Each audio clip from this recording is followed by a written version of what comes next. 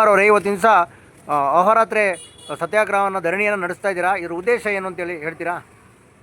ಶಿವಮೊಗ್ಗ ನಗರದ ನಗರಾಭಿವೃದ್ಧಿ ಪ್ರಾಧಿಕಾರ ಕಚೇರಿಯ ಪಕ್ಕದಲ್ಲಿ ಸುಮಾರು 40 ವರ್ಷಗಳಿಂದ ಸಾರ್ವಜನಿಕ ಬಳಕೆಗಿದ್ದಂಥ ರಸ್ತೆ ವಿನೋಬ್ ನಗರ 2ನೇ ಹಂತದ ಬಡಾವಣೆ ನಿರ್ಮಾಣದಲ್ಲಿ ಅಧಿಕೃತವಾದ 30 ಅಡಿ ರಸ್ತೆ ಮಹಾನಗರ ಯೋಜನೆಗಳು 15 ವರ್ಷಗಳಿಗೊಮ್ಮೆ ಬಂದಿದೆ. 2030, 2012 ಮತ್ತು ಅದಕ್ಕಿಂತ ಪೂರ್ವದಲ್ಲಿ ಬಂದಂಥ ಎಲ್ಲ ಮಹಾನಗರ ಯೋಜನೆಯಲ್ಲಿ ನಗರಾಭಿವೃದ್ಧಿ ಪ್ರಾಧಿಕಾರವೇ ತೋರಿಸಿರುವಂತಹ ರಸ್ತೆ. ಇದನ್ನ ಸರ್ಕಾರ ನೋಟಿಫೈ ಮಾಡಿ ದೃಢೀಕರಿಸಿದೆ.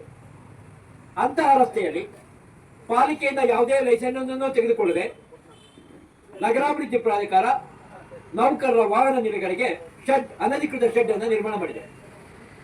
ಅಧಿಕೃತ ರಸ್ತೆಯಲ್ಲಿ ಅನಧಿಕೃತ ಕಟ್ಟಡ ನಿರ್ಮಾಣ, ಶೆಡ್ ನಿರ್ಮಾಣ